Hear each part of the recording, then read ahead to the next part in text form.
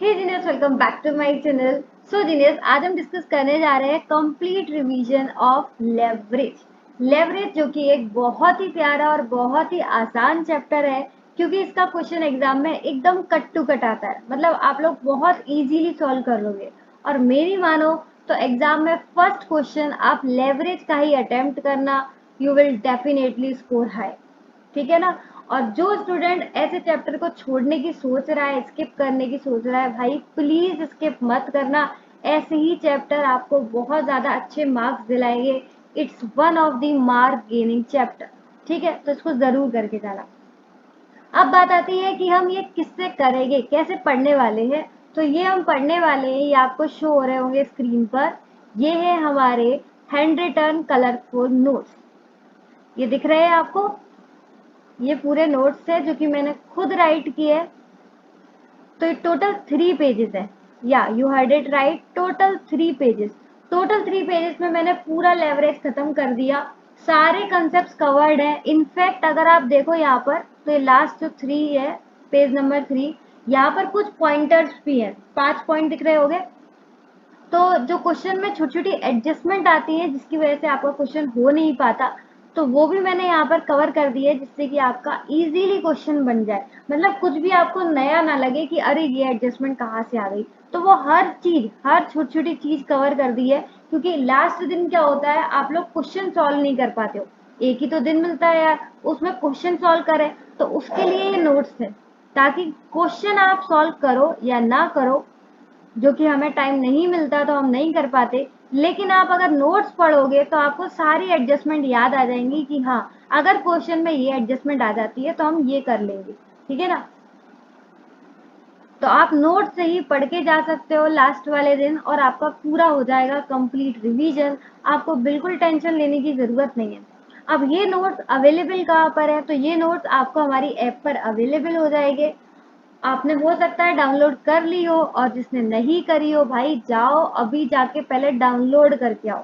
ठीक है, क्योंकि वहां पर आपके लिए बहुत बहुत सारा कंटेंट अवेलेबल है। तो फटाफट ऐप को डाउनलोड कर लो, और चैनल को सब्सक्राइब तो कर ही लिया होगा। वीडियो को लाइक कर दो, क्योंकि मुझे पता है कि आपको पसंद आने ही वाली है। ठीक है, कुछ लोग बोलते हैं हमने पहले ही वीडियो लाइक कर दी। बहुत बहुत थैंक यू उन सबको, बहुत प्यारे हो आप लोग। तो चलो फटाफट से अपने कलरफुल हैंड रिटन नोट्स निकालते हैं, और लेवरेज चैप्टर को भी आसान बनाते हैं।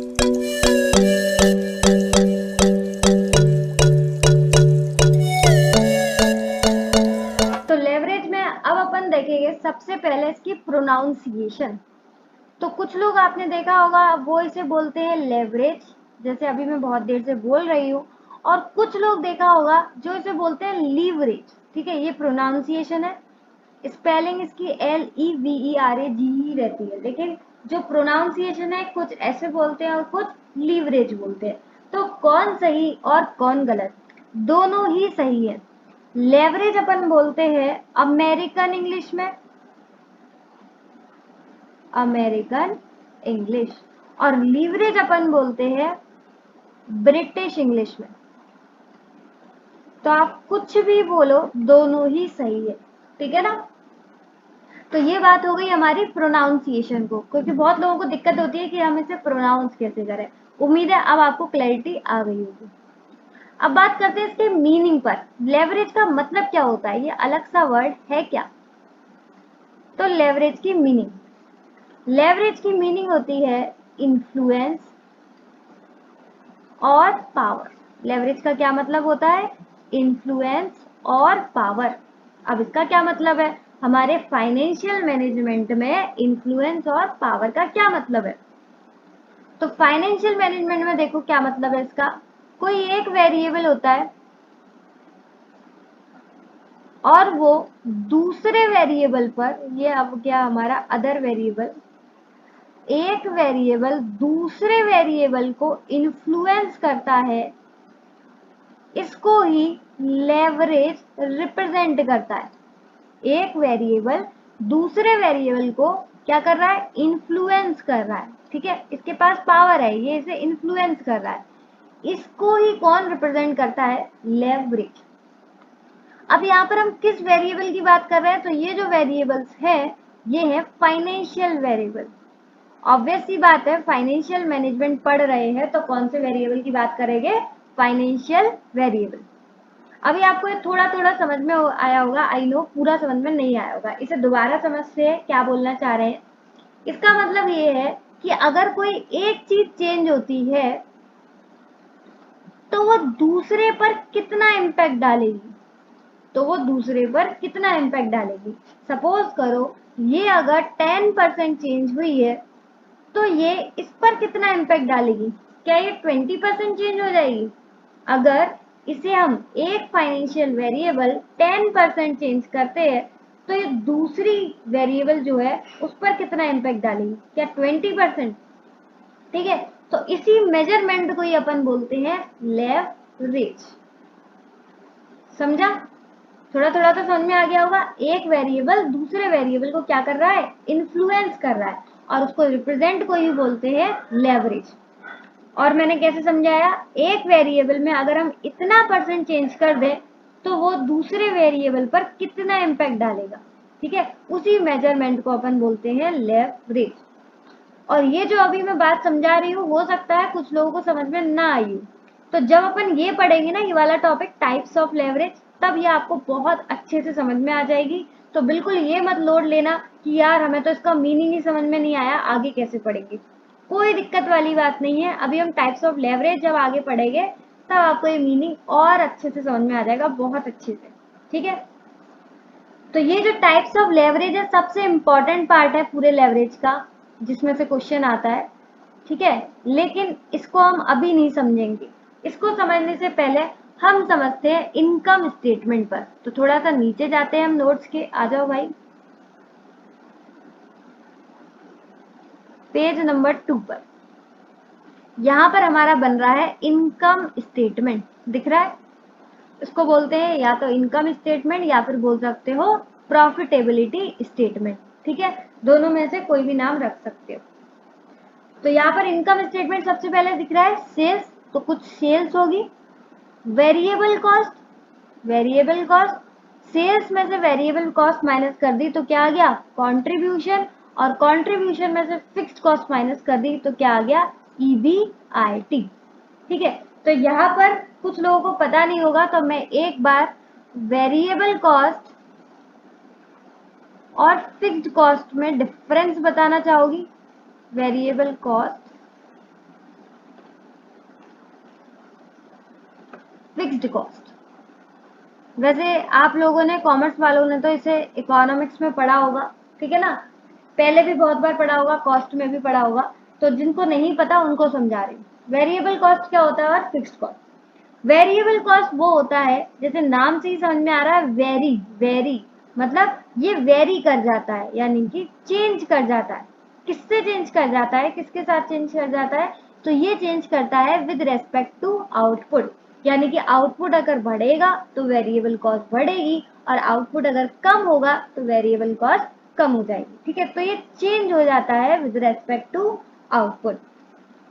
ऑन दी अदर हैंड जो फिक्स्ड कॉस्ट है, नाम से ही समझ में आ रहा है क्या है, फिक्स्ड, तो ये फिक्स्ड रहेगी इररेस्पेक्टिव ऑफ आउटपुट, यानी कि आउटपुट चाहे बढ़े या घटे फर्क नहीं पड़ता, फिक्स्ड कॉस्ट ऐसे रहेगी, फिक्स्ड रहेगी, यानी कि कांस्टेंट रहेगी।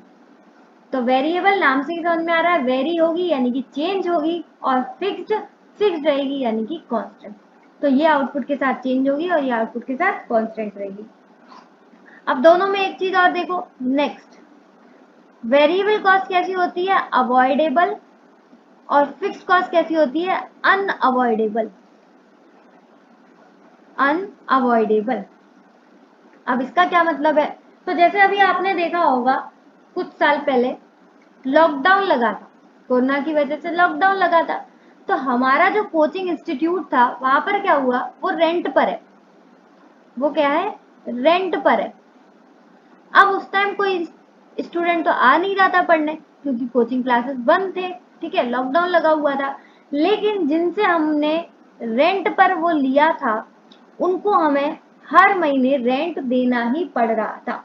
ठीक है, अब हम उनसे ये तो नहीं कह सकते कि यार आंटी बच्चे तो आ नहीं रहे हैं, ठीक है ना, तो आप रेंट ना लो, तो ऐसे नहीं बोल सकते, स्टूडेंट आए या ना आए, ठीक है, प्रोडक्शन हो या ना हो, आपको ये पे करना ही करना है।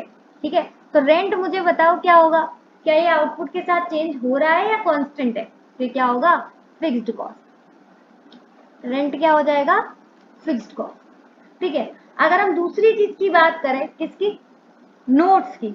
अब जो हम अपने इंस्टीट्यूट में नोट्स डिस्ट्रीब्यूट करते हैं, तो वो अगर बच्चे बढ़ेंगे तभी नोट्स डिस्ट्रीब्यूट करेंगे, अगर बच्चे कम हो गए तो वो कम हो जाएंगे। यानी कि ये जो नोट्स है वो क्या होता है, आउटपुट के साथ चेंज हो जाता है। ठीक है, अगर वो बढ़ेंगे तो बढ़ेंगे और अगर वो कम होंगे तो कम हो जाएंगे। लेकिन रेंट क्या है, रेंट ऐसा नहीं है, बच्चे चाहे बढ़े या कम हो या फिर लॉकडाउन की तरह जीरो भी हो जाए, लेकिन हमें रेंट जो है वो देना ही पड़ता है। अब इससे आप समझ में आ गए होंगे कि रेंट क्या होता है हमारा, अनअवॉइडेबल। फिक्स्ड कॉस्ट हमारी क्या होती है, अनअवॉइडेबल, यानी कि इसे हम अवॉइड नहीं कर सकते। आप किसी फैक्ट्री में प्रोडक्शन करो या मत करो, आप उसको उस फैक्ट्री का रेंट देना ही पड़ेगा। तो वो क्या है, अनअवॉइडेबल। मतलब हमने किसी से किराए की दुकान ली है तो हमें उसे किराया देना ही पड़ेगा, रेंट देना ही पड़ेगा। ये कैसी है, अनअवॉइडेबल। ठीक है, ऑन दी अदर हैंड अगर मैं बात करूं कि हम उस फैक्ट्री में प्रोडक्शन कर रहे हैं, तो जो रॉ मटेरियल है वो अवॉइडेबल है, क्योंकि अगर मैं प्रोडक्शन नहीं करूंगी तो उस टाइम मुझे जो है रॉ मटेरियल की जरूरत नहीं पड़ेगी, अवॉइड कर सकते हैं। लेकिन जब हमें प्रोडक्शन को बढ़ाना है तो हमें उसे रॉ मटेरियल बढ़ाना पड़ेगा। लेकिन इसे हम अवॉइड कर सकते हैं, कैसे कर सकते हैं, कि प्रोडक्शन ही मत करो, अवॉइड हो जाएगी। लेकिन आप प्रोडक्शन करो या मत करो, रेंट तो देना पड़ेगा, तो वो क्या हो जाएगी, अनअवॉइडेबल। उम्मीद है आपको समझ में आ गया होगा।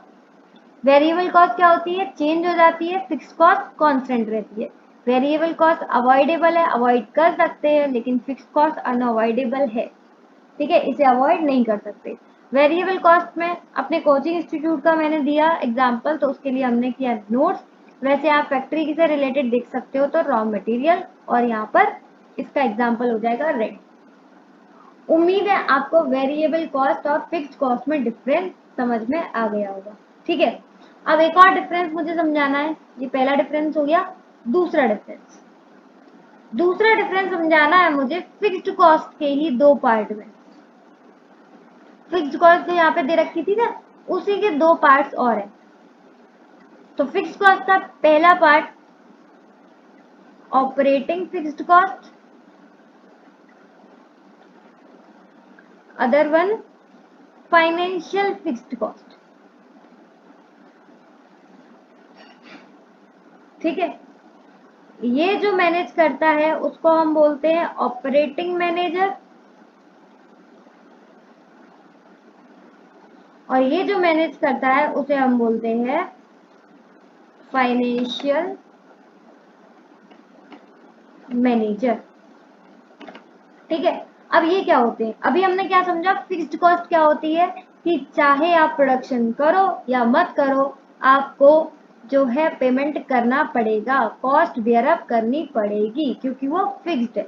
ठीक है, अब उसमें अगर हम रेंट दे रहे हैं तो रेंट प्रोडक्शन से डायरेक्टली रिलेटेड है, तो उसको अपन बोलते हैं ऑपरेटिंग फिक्स्ड कॉस्ट, क्योंकि ये ऑपरेशन से रिलेटेड है। और इसे कौन मैनेज करता है, ऑपरेटिंग मैनेजर।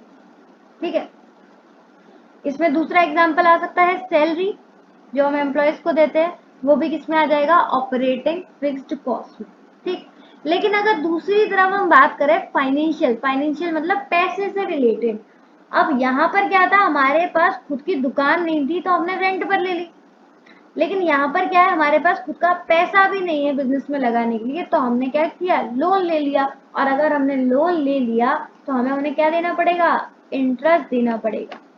तो अब चाहे हम काम करें या ना करें, हमें इंटरेस्ट देना ही पड़ेगा। तो इंटरेस्ट भी क्या है, एक फिक्स्ड कॉस्ट। और कैसी फिक्स्ड कॉस्ट है, फाइनेंशियल फिक्स्ड कॉस्ट, क्योंकि ये पैसों से रिलेटेड है। समझ गए। दूसरा एग्जांपल दूं इसमें, पीडी, प्रेफरेंस डिविडेंड। अगर हमने पैसा उठाया है bye issuing of preference shares, अगर हमने प्रेफरेंस शेयर्स इशू करे हैं, तो आपको याद होगा जब भी हम प्रेफरेंस शेयर्स यानी कि प्रेफरेंस शेयर्स का नाम जब भी लिखते हैं तो आगे कुछ परसेंटेज लिखते हैं, 10%, 12%। वो क्या होता है, वो प्रेफरेंस शेयर्स का डिविडेंड होता है। ठीक है, प्रेफरेंस डिविडेंड होता है जो कि फिक्स्ड जाता है।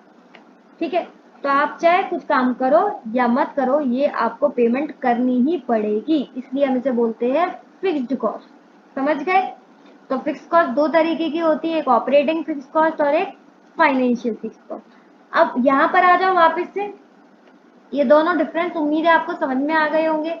अब वापस से यहाँ पर आ जाओ, इनकम और प्रॉफिटेबिलिटी स्टेटमेंट। अभी मैंने बात करी थी सेल्स की, ठीक है, तो अपन जो भी प्रोडक्शन कर रहे हैं उसकी हमारी सेल हो गई, और उस पर जो भी कॉस्ट लगी थी वो हो गई हमारी वेरिएबल कॉस्ट। ठीक, आ गया कंट्रीब्यूशन। अब इसमें से फिक्स कॉस्ट, अब यहाँ पर कौन सी फिक्स कॉस्ट की बात कर रहे हैं, तो यहाँ पर हम ऑपरेटिंग फिक्स कॉस्ट की बात कर रहे हैं। कौन सी फिक्स कॉस्ट की बात कर रहे हैं? Operating fix cost. मुझे ये बताओ, जब हम यहाँ पर ऑपरेटिंग फिक्स कॉस्ट माइनस कर रहे हैं तो यहाँ पर आएगा भी क्या? ऑपरेटिंग प्रॉफिट, जिसे हम प्यार से क्या बोलते हैं? EBIT, earning before interest and tax. यानी कि अभी तक ना हमने इंटरेस्ट दिया है ना हमने टैक्स दिया है, सिर्फ दो चीजें माइनस करी है, वेरिएबल कॉस्ट और फिक्स्ड कॉस्ट। और फिक्स्ड कॉस्ट कौन सी? Operating fixed cost. ठीक है, यानी कि ये वाली। समझ गए? तो अभी फाइनेंशियल फिक्स्ड कॉस्ट बाकी है। आगे आ जाओ, तो ये हमारा आ गया EBIT, यानी कि ऑपरेटिंग फिक्स कॉस्ट माइनस करके आ गया ऑपरेटिंग प्रॉफिट। अब इसमें से अपन ने क्या माइनस करा? इंटरेस्ट। इंटरेस्ट कौन सी होती है मुझे बताओ, ऑपरेटिंग फिक्स कॉस्ट या फाइनेंशियल फिक्स कॉस्ट? तो इंटरेस्ट होती है हमारी फाइनेंशियल फिक्स्ड कॉस्ट। ठीक है, इसको माइनस कर दिया। अब EBIT में से आय हटा दिया तो क्या बचा? EBT, यानी कि अर्निंग बिफोर टैक्स। तो ये आ गया टैक्स। उसके बाद ये आ गया हमारा EAT, यानी कि बिफोर टैक्स में से अगर टैक्स माइनस कर दिया तो ये आ गया अर्निंग आफ्टर टैक्स। आपको पता होगा कि प्रेफरेंस शेयर्स का जो डिविडेंड देते हैं वो टैक्स के बाद देते हैं। ठीक है, तो ये टैक्स सेविंग नहीं होती है इसमें। ये हो गया हमारा प्रेफरेंस डिविडेंड माइनस हो गया, तो लास्ट में हमारे जो बचा वो अर्निंग किसके लिए बचा? इक्विटी शेयर्स के लिए। तो यहाँ पर हम बोलते हैं इसे EAES, यानी कि earning available for equity share holder, यानी कि इक्विटी शेयर होल्डर्स के पास कितनी अर्निंग है? ये वाली। ठीक है, अब हम जानते हैं कि हर एक शेयर पर कितनी अर्निंग हुई, यानी कि अब हम जानना चाहते हैं EPS, अर्निंग पर शेयर, हर शेयर पर कितनी अर्निंग हुई। तो हम डिवाइड कर देंगे किससे? नंबर ऑफ इक्विटी शेयर से। तो ये लोग, ये अर्निंग है और ये अर्निंग के लिए लोग बैठे हुए हैं यहाँ पर। ठीक है, तो एक शेयर पर कितनी अर्निंग हुई वो यहाँ से हमें पता चल जाएगी। उम्मीद है आपको ये तो समझ में आ गया होगा, सिंपल है। ये पूरा हमारा क्या था? Income profitability statement. जिसको भी अभी ऐसा लग रहा है कि यार ये याद कैसे होगा, तो भाई साहब ये याद नहीं करना है। आपके ऑलमोस्ट सभी चैप्टर्स में, FM के सभी चैप्टर्स में स्टेटमेंट आपको बनाना है, तो आपकी अपने आप प्रैक्टिस हो जाएगी। ठीक है ना? तो रटने की मत करना, रटना नहीं है, रट जाना चाहिए। ठीक है, तो वो अपने आप रट जाएगा जब आप क्या करोगे? इसकी प्रैक्टिस, प्रैक्टिस एंड प्रैक्टिस। तो मुझे लगता है आपको इनकम और प्रॉफिटेबिलिटी स्टेटमेंट समझ में आ गया होगा। सबसे पहले सेल्स, उसमें से वेरिएबल कॉस्ट माइनस करेंगे, कंट्रीब्यूशन, उसमें से ऑपरेटिंग फिक्स कॉस्ट माइनस करोगे तो ऑपरेटिंग प्रॉफिट, यानी कि EBIT, आय हटा दोगे तो EBT, टी हटा दोगे तो EAT। अर्निंग आफ्टर टैक्स में से प्रेफरेंस डिविडेंड माइनस करेंगे तो ये जो अर्निंग बचेगी ये किसके लिए बचेगी? Earning available for equity share holder. अब हमें जानना है एक शेयर पर कितनी हुई अर्निंग पर शेयर, तो हम डिवाइड कर देंगे नंबर ऑफ इक्विटी शेयर। ठीक है, उम्मीद है यहाँ तक पूरा इनकम प्रॉफिटेबिलिटी स्टेटमेंट समझ में आ गया होगा, है ना? अब इसमें एक चीज देखो, क्या दिखा रहे थे हम, ये देखो, ये क्या है? हमारी ऑपरेटिंग फिक्स्ड कॉस्ट, इसको ध्यान में रखना। और ये क्या है हमारी? एक तो ये इंटरेस्ट और प्रेफरेंस डिविडेंड। ये कौन सी हमारी? Financial fixed cost. ये दूसरी वाली कॉस्ट है फाइनेंशियल फिक्स्ड कॉस्ट, और ये पहली वाली ऑपरेटिंग फिक्स्ड कॉस्ट। अभी बस इतना ही लगा के देखो, इसको मैं बाद में समझाऊंगी। ठीक है ना? अभी वापस चलते हैं अपन ऊपर, टाइप्स ऑफ लेवरेज पर। ठीक है, यहाँ पर वापस आ गए हम। तो तीन तरीके के लेवरेज होते हैं, एक होता है हमारा DOL, दूसरा DFL और तीसरा DCL। DOL का क्या फॉर्मूला होता है? DOL की क्या सबसे पहले ये बताओ फुल फॉर्म होती है degree of operating leverage. DFL की degree of financial leverage. DCL की कंबाइंड लेवरेज। ठीक है, अब जैसे मैंने आपको बताया था एक फाइनेंशियल वेरिएबल दूसरे फाइनेंशियल वेरिएबल को कितना इम्पैक्ट करता है, कितना इन्फ्लुएंस करता है, उसी मेजरमेंट को हम लेवरेज बोलते हैं। तो एक बार देखते हैं उसे। देखो यहां पर आपको समझ में आएगा, ये हमारा पहला DOL का डिग्री ऑफ ऑपरेटिंग लेवरेज का फॉर्मूला। अब यहाँ पर ध्यान देना, नीचे क्या लिखा है, percentage change in sales, percentage change in EBIT। इसका क्या मतलब है, इसका ये मतलब है कि अगर हम सेल्स में कुछ परसेंटेज चेंज करते हैं तो उसकी वजह से EBIT में कितना चेंज होगा, ठीक है, उसको हम बोलते हैं डिग्री ऑफ ऑपरेटिंग लेवरेज। ठीक है, लेवरेज कैलकुलेट कर रहे हैं, कैसे कैलकुलेट कर रहे हैं, सेल्स में कितना चेंज होगा तो उसकी वजह से EBIT में कितना चेंज होगा। याद है जब मैंने इसका लेवरेज का मीनिंग बताया था तब यही बोला था, एक फाइनेंशियल लेवरेज में इतना परसेंटेज चेंज करेंगे तो दूसरे फाइनेंशियल लेवरेज को वो कितना इम्पैक्ट करेगा, उसी मेजरमेंट को हम लेवरेज बोलते हैं। ठीक है, और ये चीज अभी हमने देखी। नीचे आते हैं, एक बार मैं दिखाती हूँ, आ जाओ।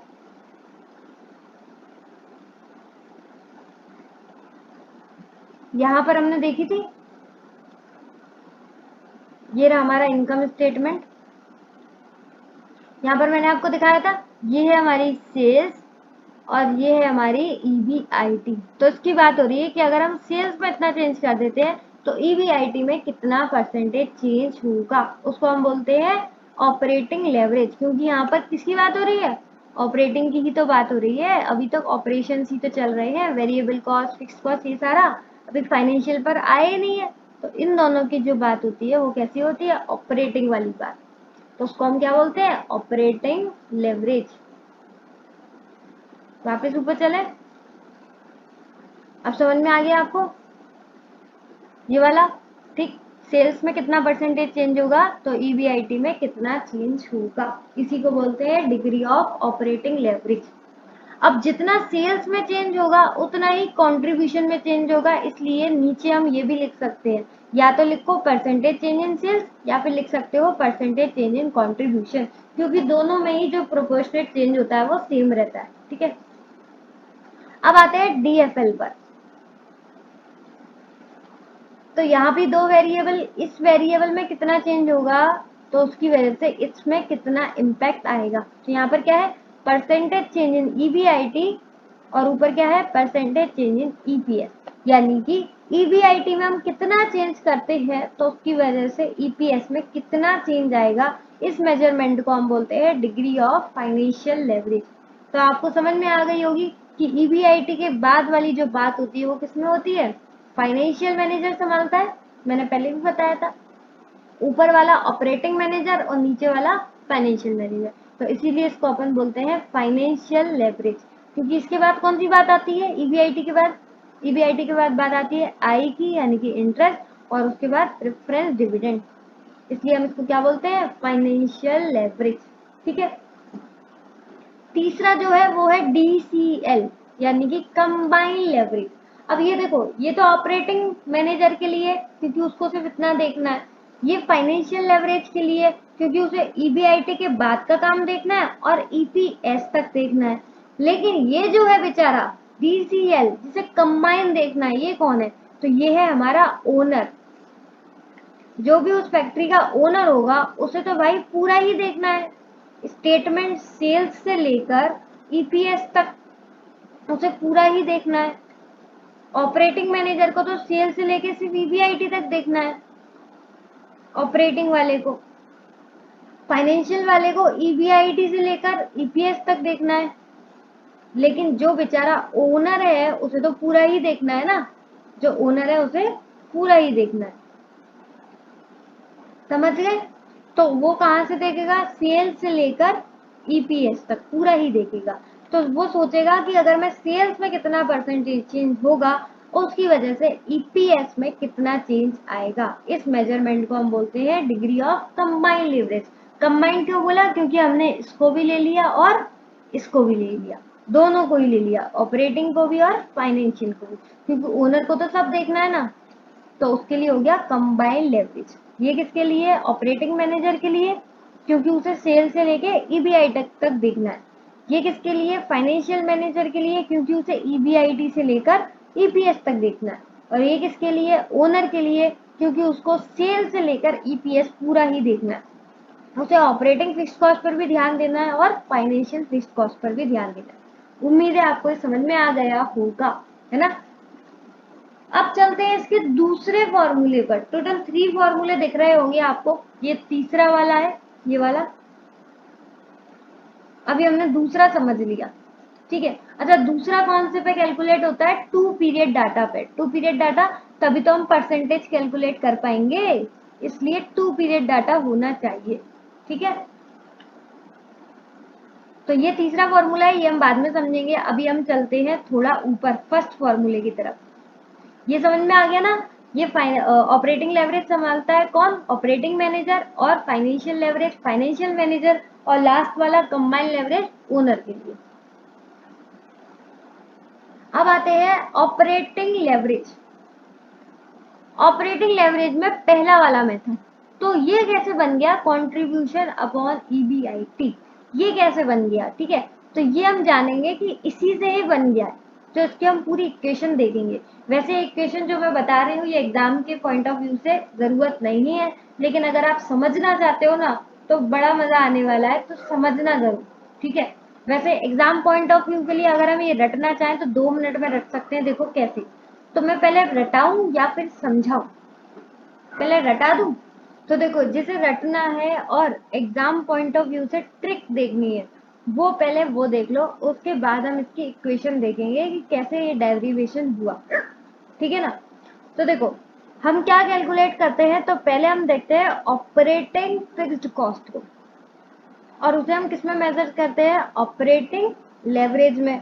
तो बस अपन को क्या करना है? ऑपरेटिंग फिक्स्ड कॉस्ट को तो मेजर करनी है, तो एक उसके ऊपर वाली ले लेनी है यानी कि कंट्रीब्यूशन, और एक उसके नीचे वाली ले लेनी है यानी कि ईबीआईटी। तो ऑपरेटिंग लेवरेज का यहाँ पर फॉर्मूला बन जाएगा कंट्रीब्यूशन अपॉन ईबीआईटी।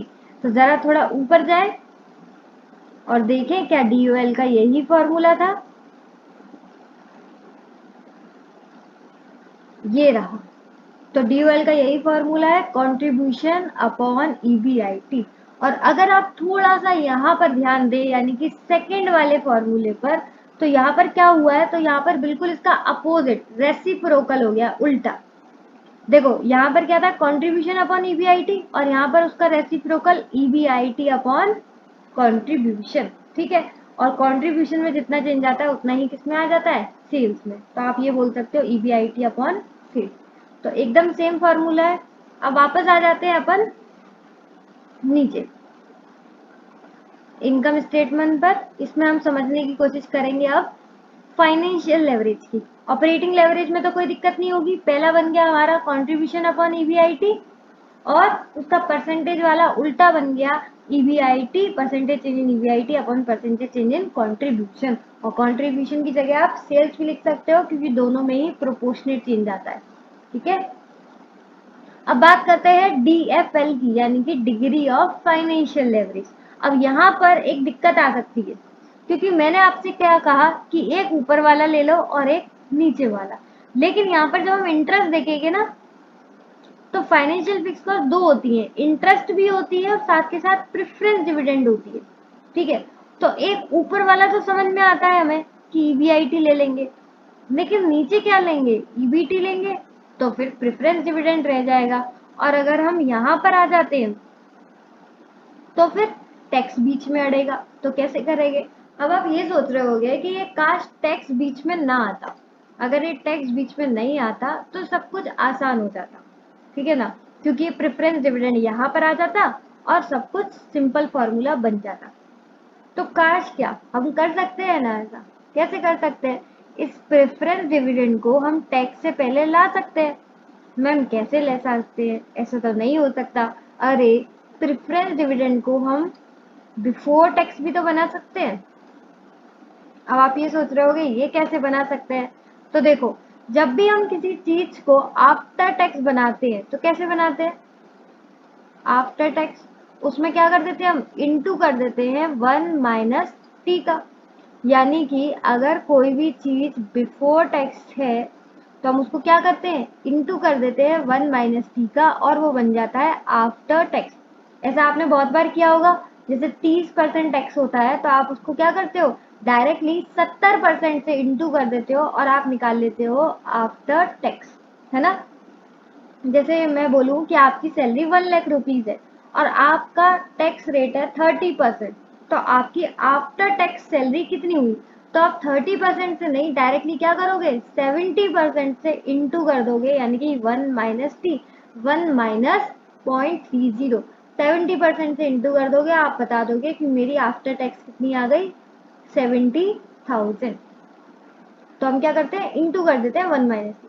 अब यहाँ पर हमें क्या करना है, प्रेफरेंस डिविडेंड को क्या बनाना है, बिफोर टैक्स, और जब बिफोर टैक्स बनाएंगे तो इसी फॉर्मूला को क्या करो, आफ्टर टैक्स।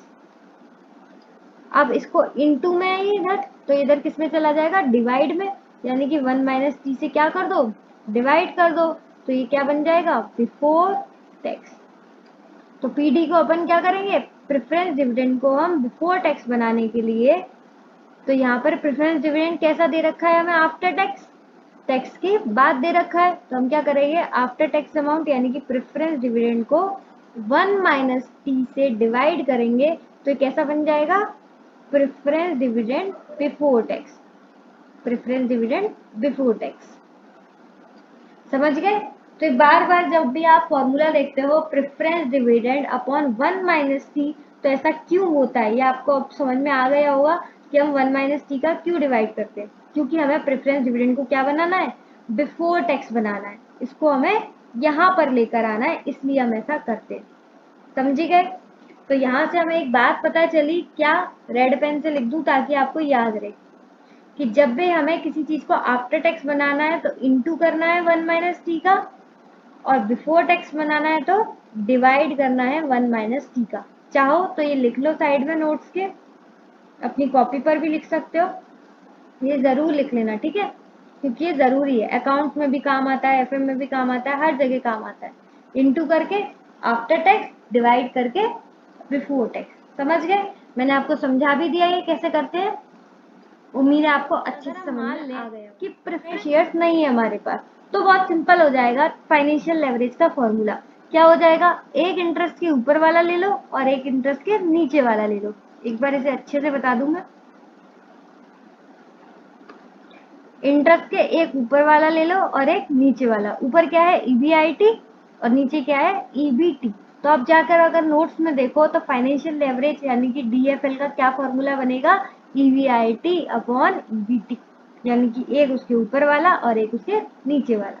ठीक है, तो यानी कि ये कौन से में बन जाएगा, जब प्रेफरेंस शेयर्स नहीं है। तो ये अपन आ गए फॉर्मूला पर, फाइनेंशियल लेवरेज डीएफएल, इसका फॉर्मूला क्या रहेगा, ईबीआईटी अपॉन ईबीटी, यानी कि इंटरेस्ट को देने से पहले ईबीआईटी आता है और इंटरेस्ट को देने के बाद ईबीटी आता है। तो एक चीज हमने ऊपर की ले ली और एक चीज हमने नीचे की ले ली, और ये बन गया हमारा डीएफएल का फॉर्मूला। लेकिन ये कौन से केस में है, ये सिर्फ उसी केस में है जब प्रेफरेंस शेयर्स नहीं है।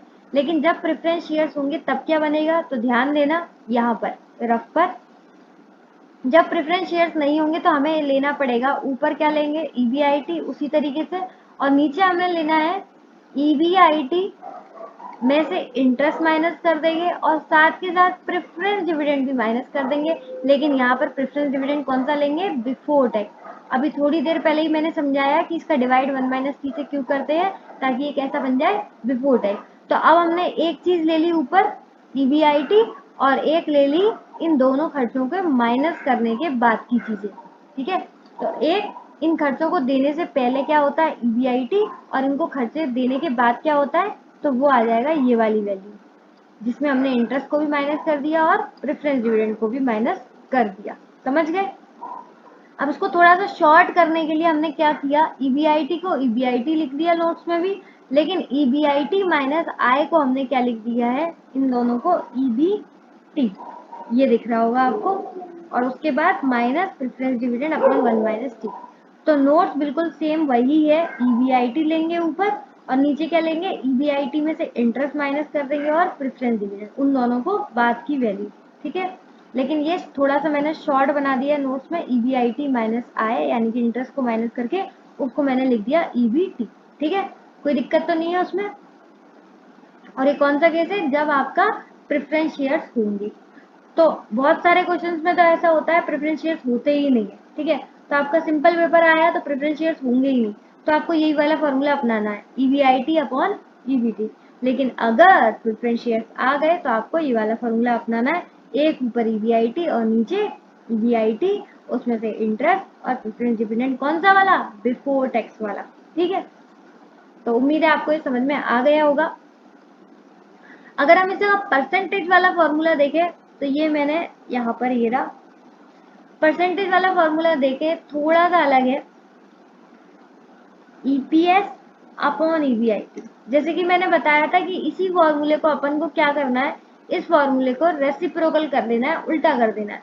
तो अगर उसके अकॉर्डिंग यहाँ पर फॉर्मूला क्या बनता, ईबीटी अपॉन ईवीआईटी, है ना, ऐसी तो बनता, ऊपर ईबीटी आता और नीचे ईवीआईटी। तो नीचे ईवीआईटी तो सही है, ये चीज तो सही है ईवीआईटी, लेकिन ऊपर ईबीटी क्यों नहीं है, ऊपर ईबीटी इसलिए नहीं है क्योंकि ईबीटी में तो सिर्फ इंटरेस्ट माइनस हुआ है, प्रेफरेंस डिविडेंड थोड़ी माइनस हुआ है ना।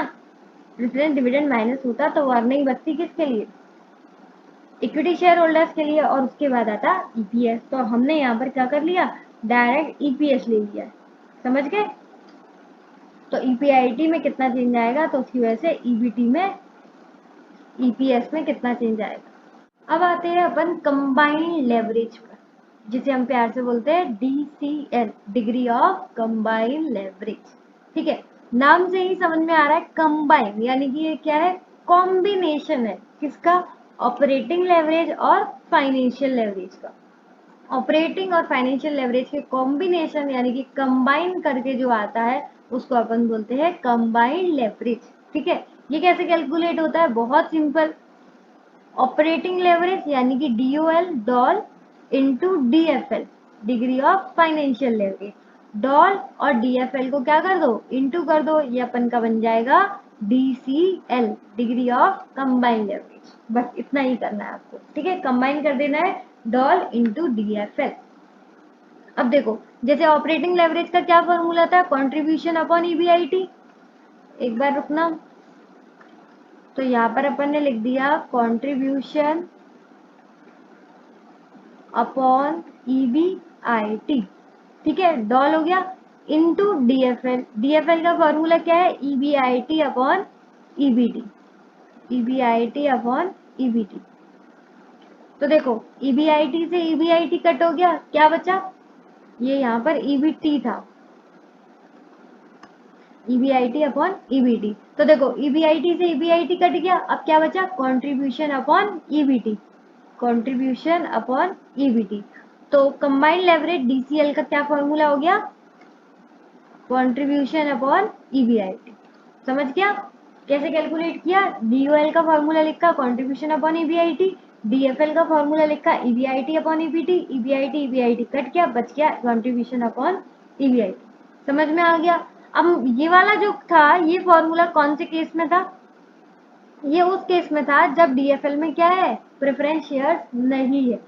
अब आपको मुझे यहाँ पर ये फॉर्मूला बताना है कि देखो ये वाला तो फॉर्मूला सेम रहेगा, कॉन्ट्रीब्यूशन अपॉन ईबीआईटी, लेकिन फाइनेंशियल लेवरेज में जब प्रेफरेंस शेयर्स हो जाएंगे तब फॉर्मूला यहाँ पर ईबीआईटी अपॉन ईबीटी नहीं रहेगा, तब क्या रहेगा, EBIT upon EBT minus preference dividend upon 1 minus T. तो मुझे ये बताओ यहाँ पर कौन सा फॉर्मूला आएगा, तो ये आपको करना है। ठीक है, आपको क्या करना है, इसको और इसको इंटू करके मुझे बताना है कि यहाँ पर क्या आएगा, वो हमारा हो जाएगा डीसीएल का formula in case of preference share. ठीक है, तो ये जो चीज है ये आपको करनी है, समझ गया। ओके, अब थोड़ा नीचे आ जाते हैं। अब इसका परसेंटेज वाला फॉर्मूला देखो डीसीएल का, तो फॉर्मूला क्या है, डीओएल इंटू डीएफएल। ठीक है, एक बार पहले मैं ये रेस्ट कर दूं, डीसीएल किसके लिए देखते हैं हम, ओनर के लिए। ठीक है, ये तो पता है आपको। तो अपन ये एक सेकेंड ऊपर जाते हैं, हाँ आ गए यहाँ पर। अब देखो अब यहाँ पर भी अपन करते हैं परसेंटेज वाला फॉर्मूला। तो DOL इंटू DFL, DOL का क्या फॉर्मूला है? DOL का है percentage change in EBIT upon percentage change in sales. तो ये DOL का फॉर्मूला हो गया इंटू DFL। DFL का क्या फॉर्मूला है? Percentage change in EPS upon percentage change in EBIT। तो देखो EBIT से EBIT कट गया, क्या बचा? Percentage change in EPS upon percentage change in sales. तो फॉर्मूला किसका बन गया?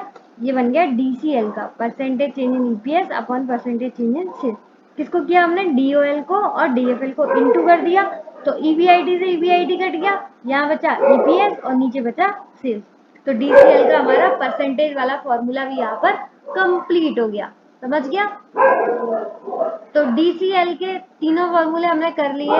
एक बार ऊपर जाते हैं तो यहाँ पर अपन देखते हैं कि हमने क्या क्या कंप्लीट कर लिया। देखो सबसे पहले हमने स्टार्ट किया था leverage chapter. Types of leverage 3 होते हैं, DOL, DFL और DCL। ठीक है, DOL का हमने ये वाला फॉर्मूला देख लिया, पहला वाला contribution upon EBIT, financial leverage का EBIT अपॉन EBT, और इन दोनों का इंटू कर देते हैं तो बन जाता है कंट्रीब्यूशन अपॉन EBT। ठीक है, क्योंकि EBIT से EBIT कट जाता है।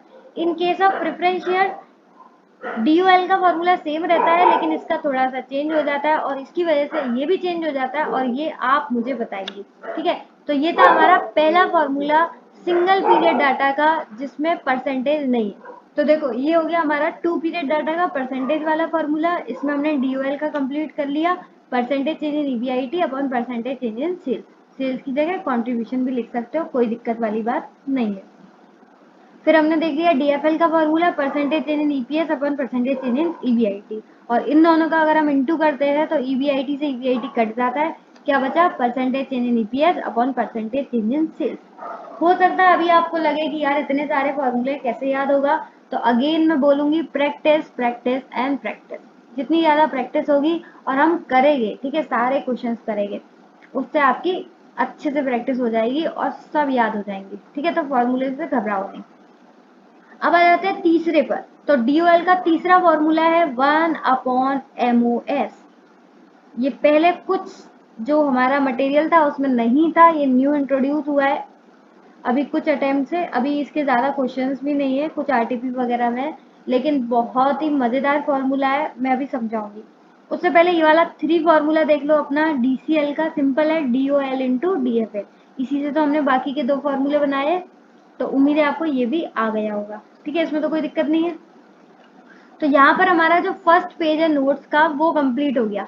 ठीक है, इसमें हमने सबसे पहले ये वाला देखा सिंगल पीरियड डाटा, उसके बाद 2 पीरियड डाटा, परसेंटेज वाला फॉर्मूला, और थर्ड हमने ये देखा है। ठीक है, तो पहला हमारा नोट्स पूरा कंप्लीट हो चुका है। अब हम इस पर चलते हैं 1 अपॉन MOS कैसे हो गया। ठीक है, तो सबसे पहले मैं बता दूं 1 अपॉन MOS। MOS का मतलब होता है मार्जिन ऑफ सेफ्टी।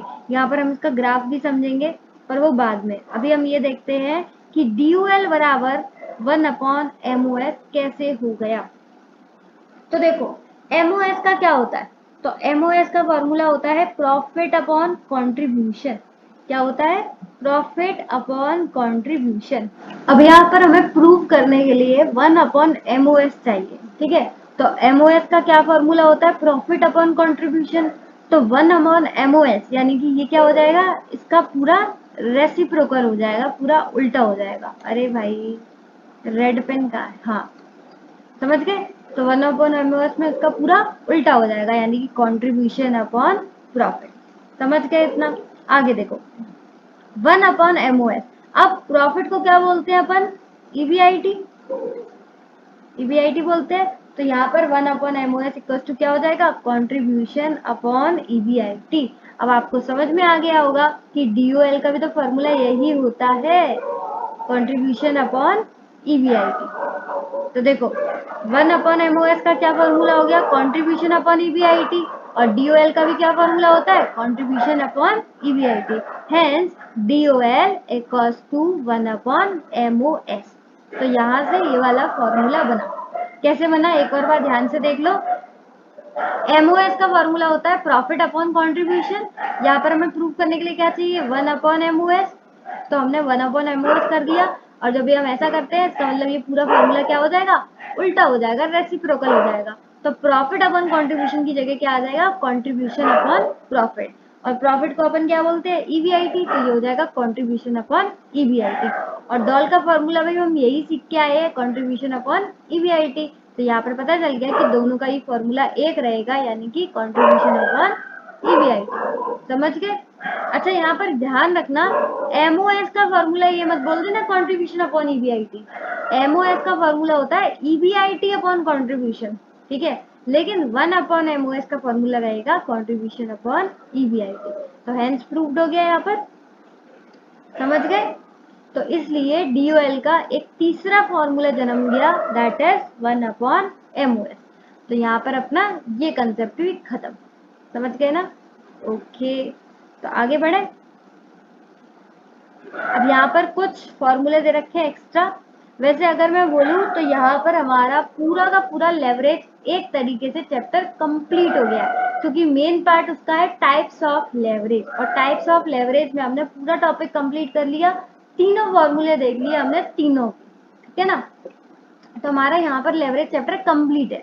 लेकिन अब हम जाएंगे नेक्स्ट लेवल पर, ठीक है। नेक्स्ट लेवल के लिए जाने के लिए यहाँ पर आपको दिख रहा होगा कुछ फॉर्मूले दिख रहे होंगे, ये ऊपर और ये शीट के नीचे, बीईपी, एमओएस, पीवी रेशियो। अब ये फॉर्मूले कहाँ से आए, तो ये आपके आए हैं कॉस्ट सब्जेक्ट से और रेशियो वाले चैप्टर से। एफएम में जो रेशियो चैप्टर है ना वाला, तो रेशियो चैप्टर से आया और कॉस्ट सब्जेक्ट से आया। अब मैम उन फॉर्मूलों का यहाँ पर क्या जरूरत है, तो देखो जरूरत है, कैसे जरूरत है वो अभी दिखाती हूँ। सबसे पहले पढ़ते हैं पीवी रेशियो। पीवी रेशियो की क्या फुल फॉर्म होती है, profit upon volume, profit volume ratio, यानी कि प्रॉफिट अपॉन वॉल्यूम। तो प्रॉफिट अपॉन वॉल्यूम, वॉल्यूम क्या होता है, कितना हमने सेल्स किया, तो नीचे क्या आ जाएगा सेल्स, और ऊपर क्या आ जाएगा कंट्रीब्यूशन, यानी कि हमने कितना कमाया। सेल्स में से वेरिएबल कॉस्ट हटा देंगे तो हमने कितना कमाया यहाँ पर पता चल जाएगा, ठीक है। तो कंट्रीब्यूशन अपॉन सेल्स इंटू 100, ये फॉर्मूला बन गया किसका, पीवी रेशियो का। अब बात आती है ये सारे फॉर्मूले हम यहाँ पर क्यों पढ़ रहे हैं, तो देखो हमें इनकम स्टेटमेंट बनाने के लिए आपको साफ ही दिख रहा होगा क्या चाहिए, सेल्स, है ना। और सेल्स से ही हमारे पूरा इनकम स्टेटमेंट बन पाएगा। और जब हमारा इनकम स्टेटमेंट बनेगा तभी जाके अपन क्या कैलकुलेट कर पाएंगे, DOL, DFL and DCL. DOL ऐसे कैलकुलेट करेंगे, फिर डीएफएल ऐसे कैलकुलेट करेंगे, फिर डीसीएल कैलकुलेट करेंगे, इन दोनों को कंबाइन करके डीओएल इंटू डीएफएल। ये सारा करने के लिए हमें इनकम स्टेटमेंट बनाना पड़ेगा। और इनकम स्टेटमेंट बनाने के लिए पहली चीज की रिक्वायरमेंट क्या होती है, सेल्स। अगर सेल्स ही नहीं दे रखी होगी तो ये सब हम कैसे कैलकुलेट करेंगे, कैसे कंट्रीब्यूशन कैलकुलेट करेंगे, समझ गए ना। तो ये दिक्कत में आ जाते हैं स्टूडेंट्स कि यहाँ पर कंट्रीब्यूशन तो दे, सेल्स तो दे नहीं रखी है, और सेल्स नहीं दे रखी है तो हम इनकम स्टेटमेंट नहीं बना पाएंगे, तो कैसे करेंगे हम। तो देखो वहां पर आपको पीवी रेशियो दे रखा होगा, उसके जरिए आप क्या कर सकते हो, सेल्स कैलकुलेट कर सकते हो, समझ गए। तो वहां पर पीवी रेशियो इसलिए दे रखा होता है, ऐसी ऐसी चीजें गिवन होती है जिससे आप सेल्स कैलकुलेट कर लो। पहला हो गया। दूसरा फॉर्मूला हो गया change in contribution upon change in sales into 100। और तीसरा हो गया change in profit upon change in sales into 100। ठीक है, तीनों ही फॉर्मूले हैं, जैसे भी आपको दे रखा हो, जैसी इंफॉर्मेशन गिवन हो उसके अकॉर्डिंग आपको फॉर्मूला पुट कर देना है, समझ गए ना। तो ये भी क्वेश्चन दूर हो गया आपका डाउट कि हम PV ratio, break even point, MOS ये सब क्यों पढ़ रहे हैं, क्योंकि वहां पर सेल्स वगैरह की जरूरत पड़ती है, कुछ ना कुछ चीजों की जरूरत पड़ती है जिससे हमारा इनकम स्टेटमेंट अधूरा रह जाता है। तो वो सारी चीजें हमें ये फॉर्मूले देते हैं, समझ गए। तो सेकंड पेज का आधा हमारा पेज कंप्लीट हो गया। यहाँ पर हमने पीवी रेशियो भी देख लिया और इनकम स्टेटमेंट। अब इसके नीचे जाते हैं, ये रहा सेकंड पेज का हाफ, बीईपी और मार्जिन ऑफ सेफ्टी, दोनों में डिफरेंस। बीईपी क्या होता है, ब्रेक इवन पॉइंट, और एमओएस होता है margin of safety. Break even point का मतलब क्या होता है, एक ऐसा पॉइंट जहां पर हमने अपनी फिक्स्ड कॉस्ट को कवर कर लिया है, उसको हम बोलते हैं ब्रेक इवन पॉइंट। यहाँ पर आपको ग्राफ दिख रहा होगा, ये टीआर बना है और ये टीसी बना है।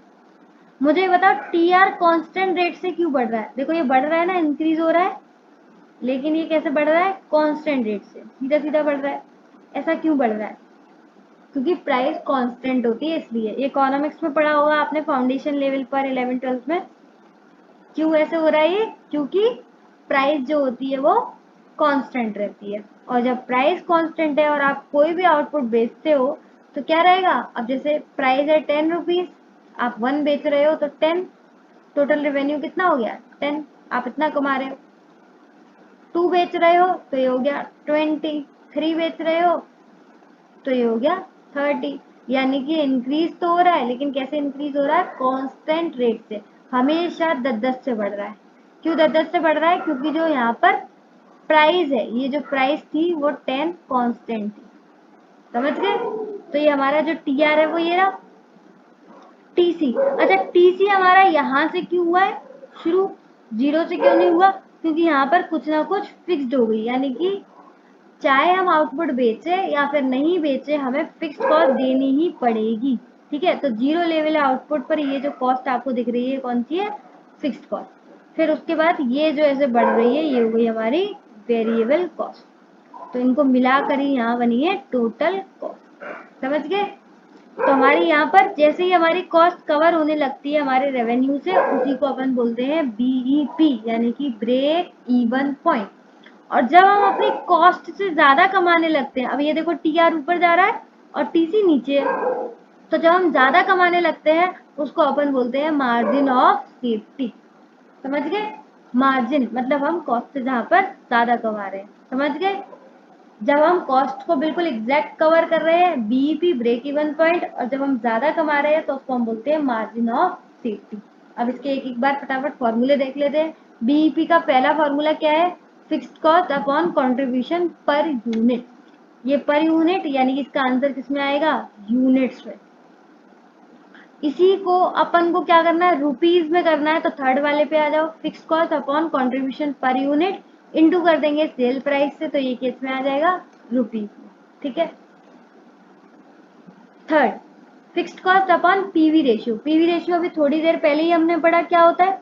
प्रॉफिट वॉल्यूम रेशियो, यानी कि कंट्रीब्यूशन अपॉन सेल्स इनटू 100। तो कंट्रीब्यूशन सेल्स आ जाएगा, तो फिर से ये किस में आ जाएगा? रुपीज में आंसर। समझ गए? तो यहाँ से हमें कंट्रीब्यूशन सेल कुछ ना कुछ पता लग सकता है, इसलिए बीईपी के फॉर्मूले हमें आने चाहिए, जिससे कि हमारा इनकम स्टेटमेंट बन पाए। एमओएस का फॉर्मूला क्या हो जाएगा? एमओएस का फॉर्मूला अभी जब हमने डीओएल इक्वल्स टू 1/एमओएस पढ़ा था, तभी मैंने आपको बताया था एमओएस का क्या फॉर्मूला होता है? Profit upon contribution. तो अगर हम profit upon contribution per unit लेते हैं तो ये आ जाएगा यूनिट्स में आंसर। अगर हम पर यूनिट को सेल प्राइस से इंटू कर देते हैं तो ये आ जाएगा अमाउंट में आंसर, यानी कि रुपीज में। और तीसरा formula profit upon PV ratio. ठीक है, ये भी किसमें आ जाएगा? रुपीज में। अगर आप दोनों में कंपैरिजन करो तो सिर्फ किसमें है डिफरेंस? यहाँ पर फिक्स्ड कॉस्ट है और यहाँ पर प्रॉफिट। यहाँ पर फिक्स्ड कॉस्ट है और यहाँ पर प्रॉफिट। यहाँ पर फिक्स्ड कॉस्ट है और यहाँ पर प्रॉफिट। यानी कि बीईपी और मार्जिन ऑफ सेफ्टी में थोड़ा सा ही डिफरेंस है, यहाँ पर फिक्स्ड कॉस्ट और यहाँ पर प्रॉफिट। बाकी पूरा फॉर्मूला सेम है, क्योंकि यहाँ पर हम कॉस्ट को कवर करने की बात करते हैं और यहाँ पर कॉस्ट से ऊपर की बात करते हैं, यानी कि प्रॉफिट को कमाने। अच्छा, एक और फॉर्मूला है, देखो बीईपी सेल जो होती है प्लस एमओएस सेल्स, यानी कि अगर हम दोनों को मिला दें, बीईपी यहाँ तक होगी ग्राफ में और एमओएस यहाँ तक होगी। अगर दोनों को अपन ने मिला दिया तो उसको क्या बोलेंगे? उसको बोलेंगे टोटल सेल, यानी कि BEP plus MOS equal to total sale. यानी कि कभी आपको वहां पर बीईपी दे रखा हो 60%, तो समझ जाना है आपको कि एमओएस कितना होगा? 40%, क्योंकि टोटल हो गया उसका 100%। तो अगर एमओएस दे रखा है, बीईपी निकालना है, तो अपन क्या करेंगे? एक्चुअल सेल में से एमओएस सेल माइनस कर देंगे, यानी कि 100% में से अभी हमने क्या एग्जांपल लिया था? 40%, तो बीईपी आ जाएगी 60%। उसी वे में अगर एक्चुअल सेल में से बीईपी माइनस करेंगे तो हमारी एमओएस पता चल जाएगी 40%। समझ में आ गया। कभी कभी हमें अमाउंट में भी दे रखा होता है कि एमओएस सेल इतनी है और टोटल सेल इतनी है, तो बीईपी हमें पता चल जाती है फॉर्मूले से। और जब हमें बीईपी दे रखी होती है तो उससे हमें एमओएस पता चल जाती है। ठीक है, तो हो सकता है इस तरीके से आपको बीईपी दे रखा हो और आपको डीओएल निकालना हो। समझ गए कितना कर्रा क्वेश्चन बन सकता है। बीईपी दे रखा हो और डायरेक्ट डीओएल निकालना हो, तो आप क्या करोगे, सबसे पहले बीईपी से एमओएस कैलकुलेट करोगे। और अभी मैंने थोड़ी देर पहले ही बताया था ये वाला फॉर्मूला, डीओएल इक्वल्स टू 1/एमओएस। तो सबसे पहले बीईपी से आपको क्या कैलकुलेट करना है, एमओएस। उसके बाद एमओएस को यहाँ पुट कर देना तो आ जाएगा डीओएल। इसलिए सारी चीजें मैं आपको पढ़ा रही हूँ ताकि कैसा भी क्वेश्चन बन जाए आप उसे क्रैक कर लो। समझ गए ना। तो ये हमारा जो नोट्स का सेकंड पेज है वो भी पूरी तरीके से कंप्लीट है। उम्मीद है आपको समझ में आ गया हो। इसमें ऊपर इनकम स्टेटमेंट था जो कि हमने स्टार्टिंग में ही समझ लिया था। उसके बाद पीवी रेशियो था, वो भी हमने समझ लिया। पीवी रेशियो में एक छोटी सी बात जो रह गई थी, स्किप हो गई, वो ध्यान दे लेना। PV ratio plus VC ratio equals to 100%। तो कभी कभी पीवी रेशियो गिवन हो आपको 60%, तो वहां से आप वीसी रेशियो निकाल सकते हो 40%, क्योंकि टोटल होता है इसका 100%। ठीक है, और ये वीसी रेशियो कहाँ काम आएगा आपको, यहाँ पर, ये रहा, दिख रहा है, मैं दूसरा हाईलाइट कर दूं, ये रहा। तो वेरिएबल कॉस्ट रेशियो यहाँ पर काम आएगा 40%। तो यहाँ पर समझ जाना है कि सेल्स का हमें कितना लेना है, 40%। अभी कुछ कुछ बातें हो सकता है आपको समझ में ना आ रही हो, क्योंकि जब क्वेश्चंस करेंगे तभी ज्यादा अच्छे से समझ में आएगी। अभी सिर्फ हम कंसेप्ट देख रहे हैं। ठीक है, तो ये हमारा पूरा हो गया। पीवी रेशियो के फॉर्मूले देख लिए, इनकम स्टेटमेंट हमने ऑलरेडी पहले देख लिया था। उसके बाद हमने बीईपी और एमओएस देख लिया, जिसमें सिर्फ इतना फर्क है, बीईपी में ऊपर आएगा फिक्स्ड कॉस्ट और एमओएस में आएगा एमओएस, सॉरी प्रॉफिट। ठीक है, एमओएस में क्या आएगा, प्रॉफिट। नोट्स का थर्ड पेज हमने ऑलरेडी देख लिया, डीओएल इक्वल टू 1/एमओएस।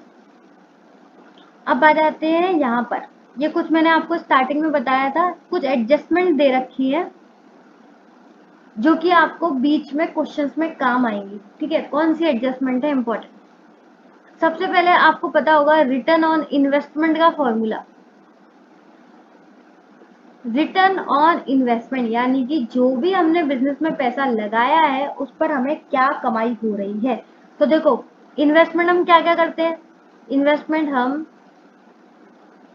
इक्विटी करते हैं, प्रेफरेंस करते हैं, प्लस बाहर से भी पैसा उठाते हैं यानी कि डेट का।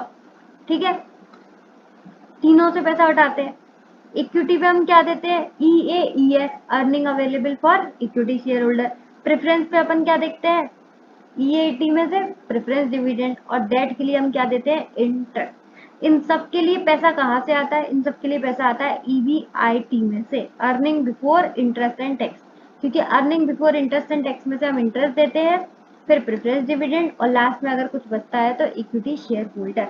यानी कि ये हमने टोटल पैसा लगाया होता है, पूरी इन्वेस्टमेंट करी होती है बिजनेस में, इसको अपन बोलते हैं कैपिटल एम्प्लॉय।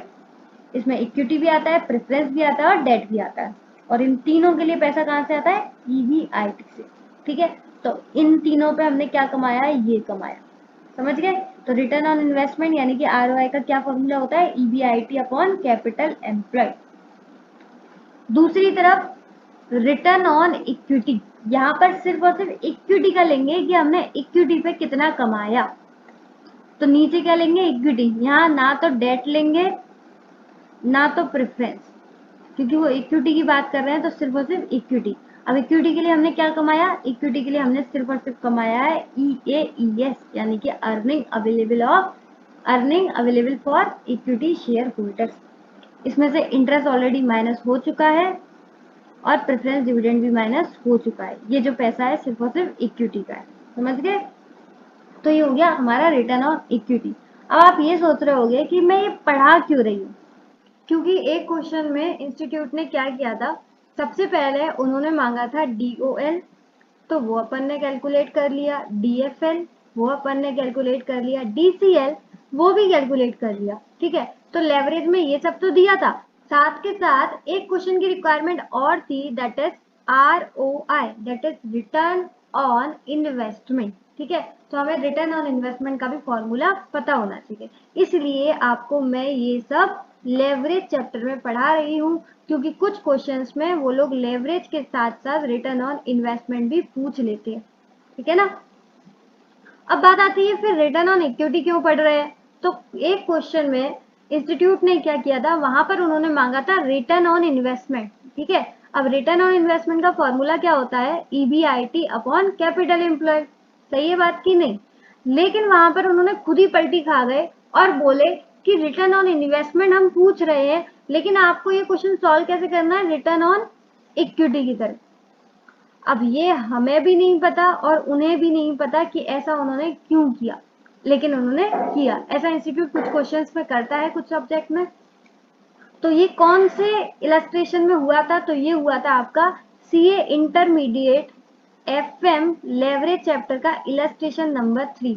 वहां पर उन्होंने ये लेवरेज के क्वेश्चंस पूछे थे, उसके बाद उन्होंने ROI यानी कि रिटर्न ऑन इन्वेस्टमेंट पूछा था, लेकिन उन्होंने ROI को सॉल्व कैसे किया था, ROE की तरह, यानी कि कौन सा फॉर्मूला लगाया था, EAES earning available to equity share holders divided by equity. ठीक है, लेकिन वहां पर उन्होंने नोट भी दे दिया था कि we have calculated ROI as ROE। ठीक, और ये चीज मैं आपको भी बोलती हूँ कि कभी भी आपको कुछ कंफ्यूजन लगे तो आप क्या करा करो, अपनी समझ से उसे सॉल्व कर आया करो और लास्ट में एक नोट डाल आया करो। नोट डालना क्या है, सबसे बेस्ट है बचने के लिए। अब जैसे इंस्टीट्यूट ने खुद बच लिया, ROI बोला था कैलकुलेट करने के लिए और सॉल्यूशन में उन्होंने खुद कैसे कैलकुलेट किया है, ROE, है ना, और वहां पर एक नोट डाल दिया है कि we have calculated ROI as ROE। तो आप अगर वहां पे ROI कैलकुलेट करते हैं तब भी आप सही हैं, आप ROE कैलकुलेट करते हैं तब भी आप सही हैं, बस आपको नीचे नोट दे देना है कि आपने क्या मानकर क्या कैलकुलेट किया है। कभी भी कोई भी किसी भी सब्जेक्ट किसी भी क्वेश्चन में आपको दिक्कत हो, आपको क्या करना है, बस नोट डाल के आना है। समझ गए। ऐसा कॉस्ट में भी बहुत होता है और FM में भी बहुत होता है, तो आपको नोट डालना है। इसलिए देखो मैंने यहाँ पर कुछ नोट्स लिखे हैं, ये नोट्स वही है जो आपको कंफ्यूज करते हैं। पहला नोट वही है, in some questions ROI is calculate as ROE, और ये कौन से क्वेश्चन में मैंने आपको बता दिया, CA इंटरमीडिएट का जो FM सब्जेक्ट है उसके लेवरेज चैप्टर के इलस्ट्रेशन नंबर 3। आप एक बार रिव्यू करके देख लीजिएगा। नोट नंबर 2 क्या है, if tax rate is not given. कभी कभी क्या होता है, इनकम स्टेटमेंट हम क्रिएट करते हैं और नीचे टैक्स रेट आता है, आप सबको पता है।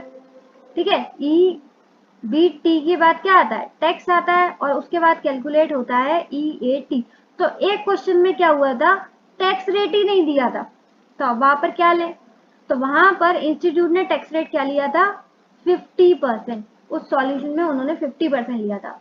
वैसे अगर देखा जाए तो कितना टैक्स रेट लेना चाहिए था, 30%, है ना, अपनी समझ से 30% लेना चाहिए था, लेकिन इंस्टीट्यूट ने क्या लिया है, 50%। तो अगेन यहाँ पर मैं यही चीज कहूंगी, अगर आपने 30% माना है तो आपको एक नोट डालाना है कि we have assume tax rate as 30%। अगर आप 40% मानते हो तो वहां पर नोट डालिए आना 40% का, और अगर इंस्टीट्यूट के कदमों पर चलना चाहते हो तो वहां पर लिखे आना 50% और नीचे नोट डालिए आना वी हैव अज्यूम्ड एज 50%। मेरी मानो तो आप क्या लिख कर आना 50%, क्योंकि इंस्टीट्यूट ने खुद अपने सॉल्यूशन में जब भी टैक्स रेट नहीं दिया हुआ है उन्होंने टैक्स रेट को क्या अज्यूम किया है, 50% और नोट डाल दिया है 50% का। तो आप भी क्या करना 50% करे आना, कोई रिस्क नहीं लेने का। अब आते हैं नोट नंबर 3। अब ये है टोटल एसेट टर्नओवर रेशियो। अब ये रेशियो का फॉर्मूला है, यहाँ पर क्या कर रहा है, तो देखो कभी कभी क्या होती है, वहां पर सेल्स ही गिवन नहीं होती, और जब क्वेश्चन में सेल्स गिवन नहीं होती तो हमारा इनकम स्टेटमेंट नहीं बन पाता, और जब हमारा इनकम स्टेटमेंट नहीं बन पाता तो हमारे लेवरेज के क्वेश्चन नहीं हो पाते। तो वहां पर आप सेल्स ढूंढते रह जाओगे, और सेल्स के लिए आपको क्या दे रखा होगा, टोटल एसेट टर्नओवर रेशियो, और आपको एक बैलेंस शीट भी दे रखी होगी। तो बैलेंस शीट के टोटल से आप क्या करना, टोटल एसेट निकाल लेना, और total asset turnover ratio formula दे रखा होगा, तो इन दोनों को क्रॉस मल्टीप्लाई करके आपका सेल्स आ जाएगा। यहाँ पर एक और चीज छोटी सी, वो आपको कंफ्यूज करने के लिए क्या दे सकते हैं कि आपको वो बैलेंस शीट दे देंगे। अब बैलेंस शीट में क्या होता है, लाइबिलिटीज और एसेट्स ठीक है। अब वो आपको एसेट्स का टोटल ना देकर किसका टोटल दे देंगे, वो लाइबिलिटीज का। तो यहाँ पर आप समझ जाना कि बैलेंस शीट में लाइबिलिटीज और एसेट्स का जो टोटल होता है वो बराबर होता है। ये सबको पता होगी बात, जिसको नहीं पता सुन लो।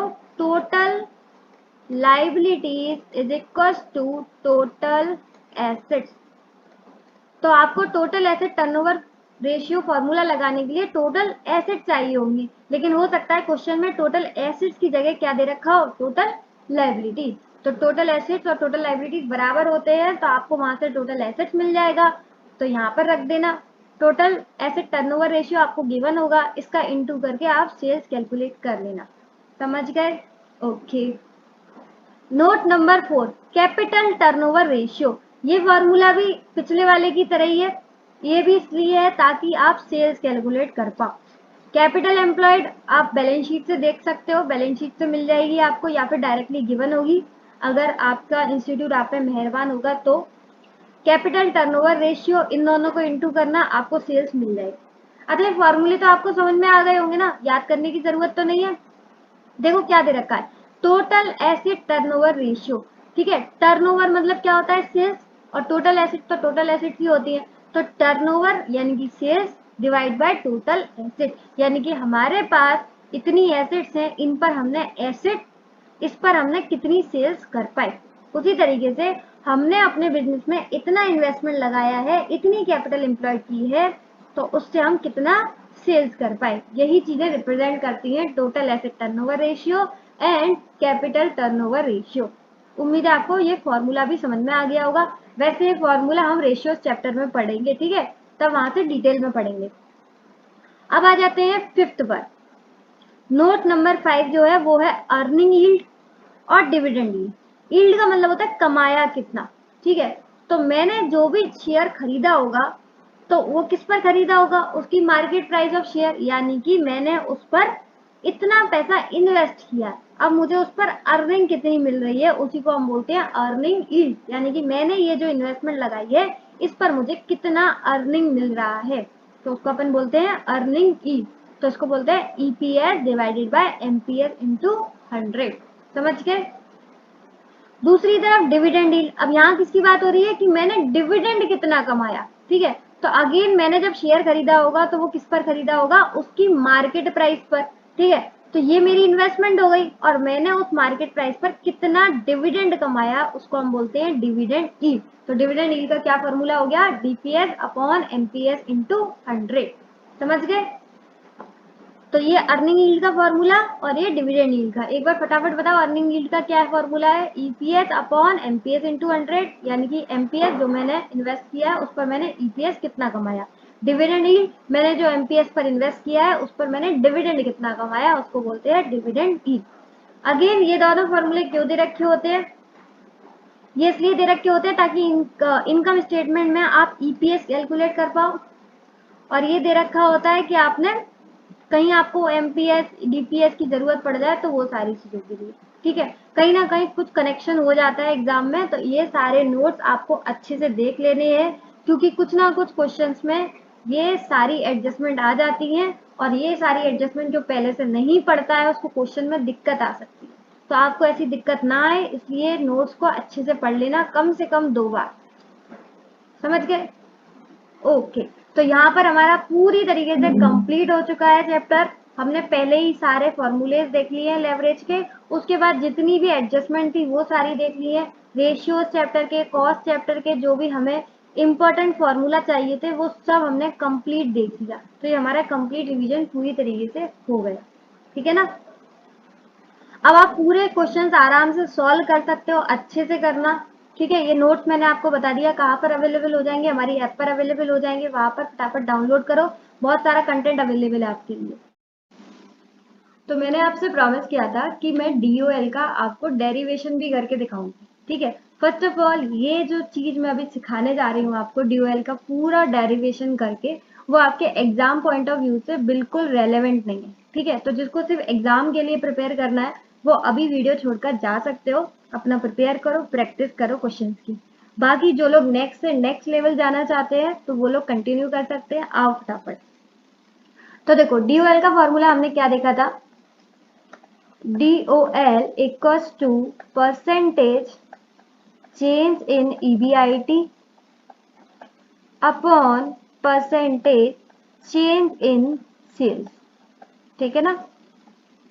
इसका मतलब क्या था कि हम सेल्स में कितना परसेंट चेंज करेंगे उससे हमारे EBIT के परसेंटेज पर कितना इम्पैक्ट पड़ेगा, कि अगर मैं सेल्स में 10% चेंज कर देती हूँ तो EBIT में कितना इम्पैक्ट पड़ेगा, वो कितने परसेंट से चेंज होगा। इसको हम मेजरमेंट को ही बोलते हैं DOL, that is degree of operating leverage.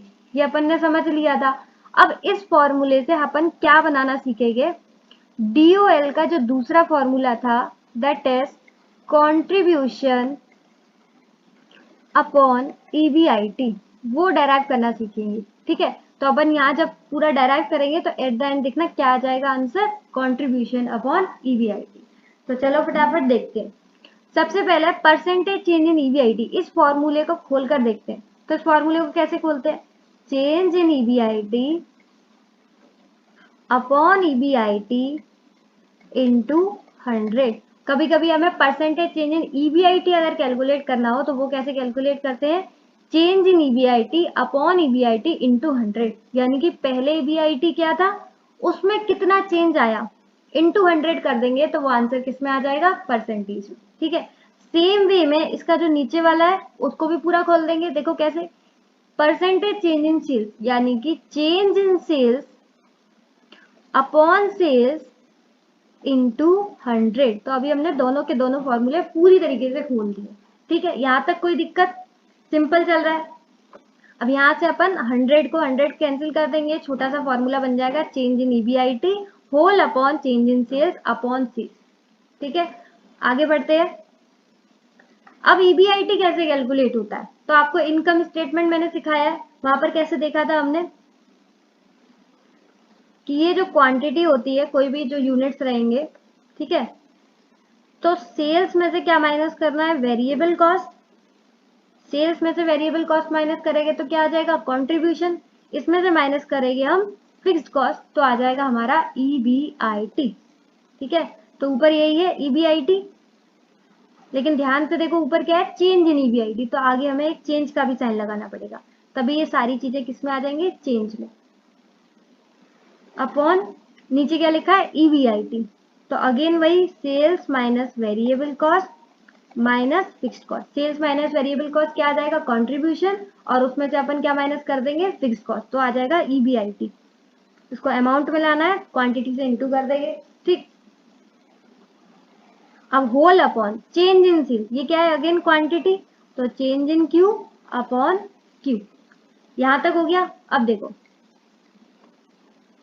अब ये चेंज जो है ये पूरा इस तरीके से, यानी कि चेंज का इनमें इंटू होगा और चेंज का इसमें इंटू होगा। ठीक है, एक बार ये दूसरे कलर से दिखा देती हूँ, अच्छे से समझ में आ जाएगा। चेंज का पहले इसमें इंटू होगा और फिर इसमें इंटू होगा। तो देखो,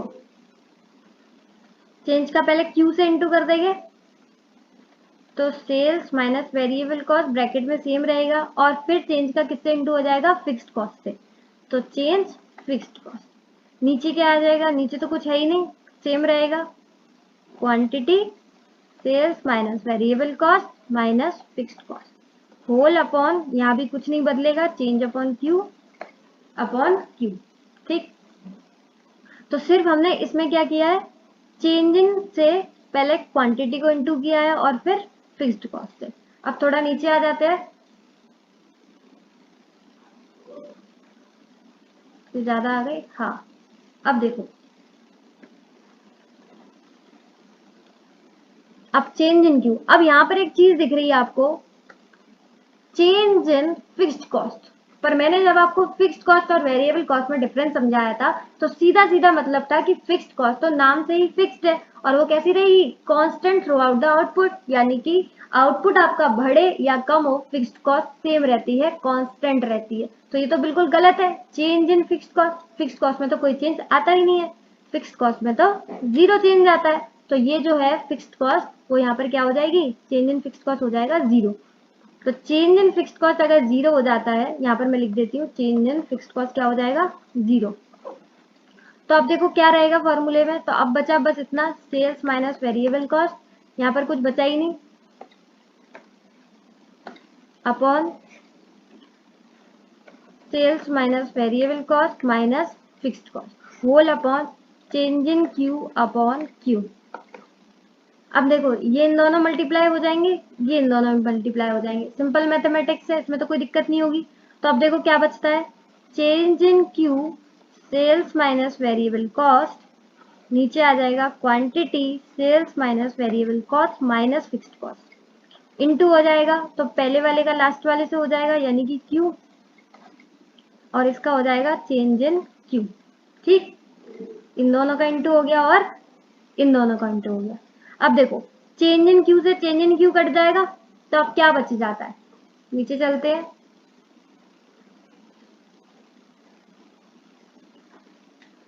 चेंज इन क्यू से चेंज इन क्यू कट गया।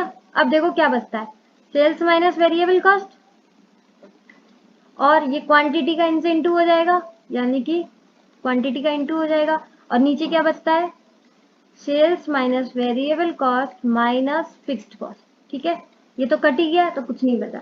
अब पूरा जो है वो यहाँ पर अंत हो गया इस फॉर्मूले का।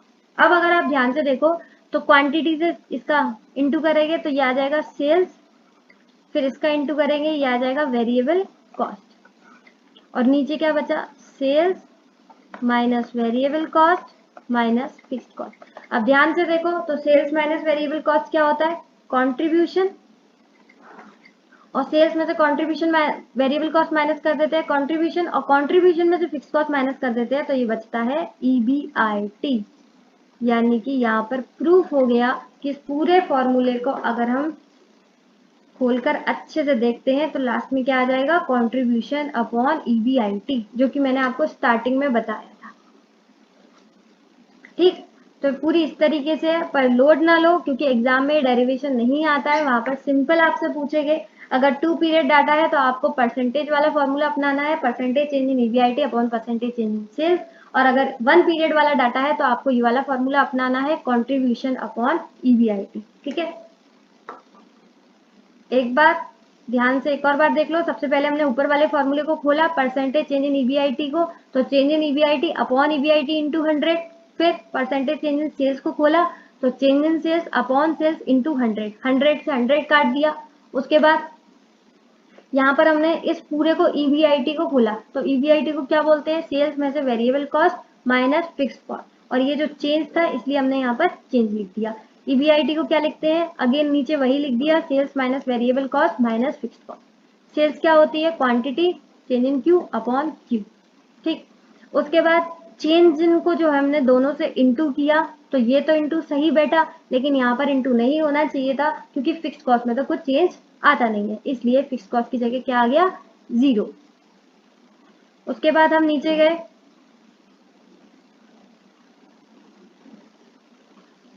तो चेंज इन फिक्स्ड कॉस्ट जब 0 हो गया तो सिर्फ इतना सा फॉर्मूला बचता है। ठीक है, उसके बाद हमने इन दोनों का इंटू कर दिया तो ये ऊपर आ गया क्यू, और चेंज इन क्यू नीचे चला गया। यहाँ से हमने चेंज इन क्यू को काट दिया, यहाँ पर बचा S माइनस VC। ठीक है, लेकिन इसे हम इंटू करेंगे यूनिट से तभी तो एक्चुअल में आंसर आएगा। तो sales minus variable cost that is contribution, और sales minus variable cost minus fix cost that is EBIT। तो यहाँ से प्रूफ हो गया कि कॉन्ट्रीब्यूशन अपॉन EBIT आ गया। तो ये हमने क्या किया, ये हमने परसेंटेज चेंज इन वाले फॉर्मूले को पूरी तरीके से खोल के सिंपल वाले फॉर्मूले को डेराइव कर दिया। अब आपको समझ में आ गया हो किस तरीके से ये दूसरा फॉर्मूला आया। उम्मीद है आपको पूरा अच्छे से समझ में आ गया होगा। तो आज के लिए बस इतना ही, ऑलरेडी लेक्चर बहुत बड़ा हो चुका है। तो मिलते हैं नेक्स्ट वीडियो में इसी के साथ, इसी तरीके से खुश रहिए, मुस्कुराते रहिए। मिलते हैं नेक्स्ट वीडियो में, bye bye, thank you so much.